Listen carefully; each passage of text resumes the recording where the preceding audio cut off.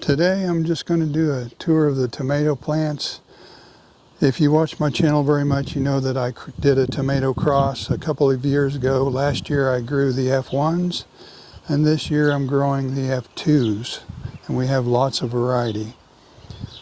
Just to give you an idea of what I crossed a dwarfed tomato with a determinate tomato that was variegated. And to keep track of I'm numbering them, and I'm starting here with number 1. Before I go there, let's just take a look at this one. Look at that. Is that beautiful or what? Except for the hail damage. I started back in this corner with number 1. This first row is not variegated. Look at this first truss of tomatoes on this one. That's pretty. Then we've got more up above that too. Number 2, it's got some good sized tomatoes. You see from my hand, excuse my fingers there. And then number 3 I took out because it showed early signs of disease. Didn't want to take any chances. Number 4, loaded with tomatoes. I forget what I counted. I think it was 26 on this one.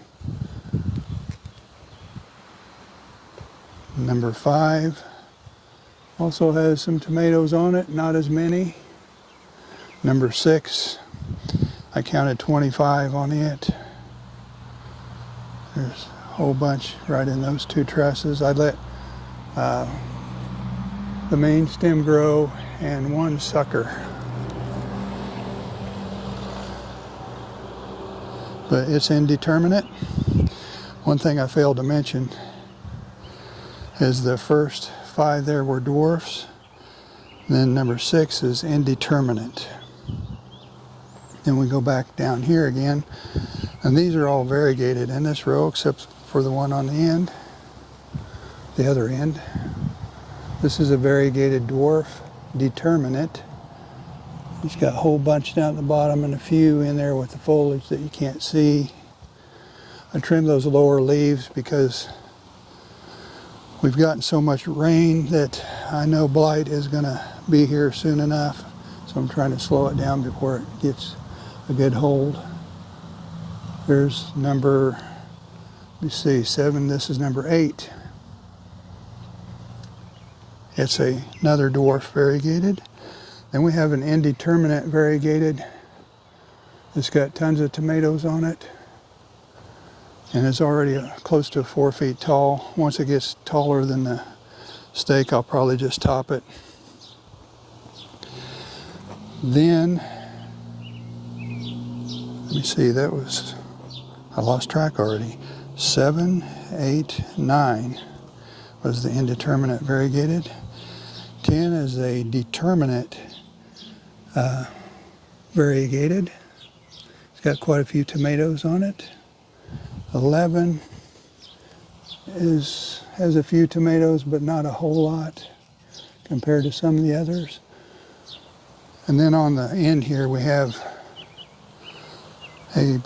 not a Baroni, Rosella Purple. It's my favorite dwarf tomato for taste. Growing 1 of these. Then we come back down here again. Number 12. It's a variegated indeterminate, about 4.5 feet tall. Has quite a few tomatoes down on the bottom. 13. Indeterminate variegated, not doing all that great. 14. Indeterminate variegated. I like this one quite a bit, except it's not as tall as another one I showed you already. 15 would be here. I sure hope I'm not losing track. It's hard to talk and keep track at the same time. But this is a variegated determinate with quite a few tomatoes on it. Number 16 is another variegated indeterminate on the smallish size, along with the tomatoes. And number 17 struggled quite a bit. It doesn't show it now, but it had lots of variegation to begin with. It kind of switched to green and it's doing better now, but they have very poor vigor when they have like 75 or above variegation, 75% or above rather. So it struggled a bit, but it's starting to catch on now. 18 is a variegated indeterminate that has a few tomatoes but not very many, and it doesn't have very much variegation. 19, like I think it was 17, had a ton of variegation. This one also had lots of variegation, and it was very slow to grow, very poor vigor. But the plants, it seems like they figure it out and start producing more green foliage for that chlorophyll, and then they do a lot better. Then number 20, same thing, lots of variegation at first, did very poorly, and then it started producing green foliage and it's doing better. Then we have this multiflora tomato called Dark Stripe Micro. I did not cross this one. I did not produce this one. But it's covered with tomatoes. You can't hardly see them for all those flower buds. 21 and 22 are the same story with the extreme variegation. These probably had 80%, or they were almost white with pink stems to begin with. And now they're starting to switch over to green. That chlorophyll is helping them grow. But they get off to such a slow start that I probably won't carry any of those slow growers forward.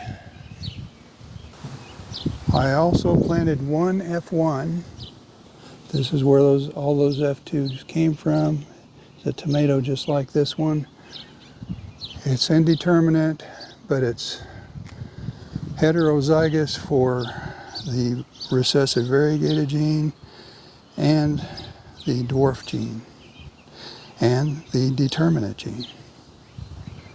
Has lots of interesting genetics going on. I have 23 back in the corner here. It's hard to see the tomatoes until I move it a little bit, but this is a variegated determinate. As you can see, it's pretty productive though. So I'll keep an eye on this one and see what it tastes like. It's got the green shoulders on it, the darker green shoulders. So I think it's probably taking after the dwarf parent that had darker type tomatoes that taste really good. This is 24, has one tiny tomato on it. It's about a foot tall. It's being shaded by the banana though, so that might hurt a little bit. 25 is variegated, has a few tomatoes, not very many. 26, barely variegated, not doing anything. Those probably won't be carried forward. 27, I like this one. It's a determinate dwarf with tomatoes that get decent size, and it has quite a few on it. You can't hardly see them for the foliage though. 28 had lots of variegation. I don't think it has a tomato on it though. It's very small. Be a good tomato for growing in a pot. 29 has some decent tomatoes on it. It's also variegated. Also probably be good for growing in a container. It's a an indeterminate dwarf. Number 30 is a determinate dwarf that's less than a foot tall. Only 3 tomatoes on it, but it'd be great for growing in a container. It's not variegated, but it has a 66% chance of carrying that recessive trait. We also have some micros growing in the raised bed. They'll be producing tomatoes later on, after these and the green stalk planter stop producing. They still have a lot to be picked. They look kind of rough after the hail damage, but we're still getting tomatoes. And we even have a few more in some grow bags.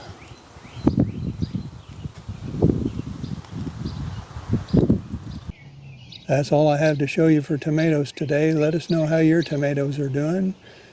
And don't forget to subscribe, like, comment, and share.